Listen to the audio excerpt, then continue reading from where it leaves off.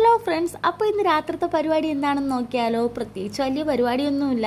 ഇക്ക വന്നപ്പോഴത്തേക്കും കുറച്ച് മരിച്ചിനിയും കണവയും കൊണ്ടുവന്നിട്ടുണ്ടായിരുന്നു. അപ്പോൾ പിന്നെ രാത്രിത്തേക്ക് അതാക്കാമെന്ന് വിചാരിച്ചു. അങ്ങനെ പിന്നെ മരിച്ചിനിയൊക്കെ നന്നായിട്ട് വെട്ടി ക്ലീൻ ചെയ്തെടുത്തിട്ടുണ്ട്. അപ്പോഴത്തേക്ക് കണവ വൃത്തിയാക്കാനായിട്ട് എടുത്തു.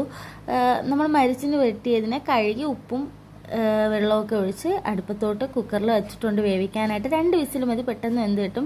പിന്നെ അതിനിടയ്ക്ക് കണവ വൃത്തിയാക്കാനെടുത്ത്, കണവ നല്ല എളുപ്പമാണ് കേട്ടോ, പെട്ടെന്ന് വൃത്തിയാക്കിയെടുക്കാം. ഇവിടെ പുറത്തെ തൊലിയും അകത്ത് നീളത്തിലൊരു മുള്ളുണ്ട്, അതിന് പല്ലെന്നോ നാക്കെന്നോണ് പറയുന്നത്. പിന്നെ ഈ തലയിൽ ചെറിയൊരു മുള്ളുണ്ട്, അകത്ത് ചെറിയൊരു മഷിയുടെ ഇതുകൊണ്ട് അതുകൂടെ കളയുമ്പോഴത്തേക്ക് നല്ല.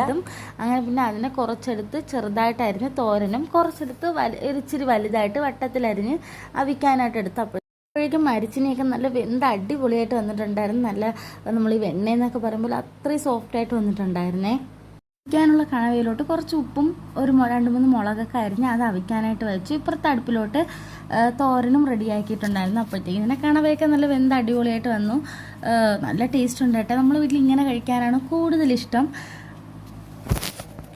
അതുകൊണ്ട് തന്നെ തോരൻ കുറച്ചേ ഉണ്ടാക്കിയിട്ടുള്ളൂ. അപ്പോൾ ഇതുണ്ടാക്കിയത് കുറച്ച് മരിച്ചിനിയും മുളക് ഉടച്ചതും കണവ തോരനും അവിച്ചതൊക്കെ കൂടെ എടുത്തിട്ട് നല്ലൊരു പിടി അങ്ങോട്ട് പിടിച്ച്, ഒരു രക്ഷയില്ല, അത്രയ്ക്ക് ടേസ്റ്റായിരുന്നു. ശരിക്കും വീഡിയോക്ക് എഡിറ്റ് ചെയ്യുമ്പോൾ തന്നെ ഇത് കൊതിയാവുന്നുണ്ടേ.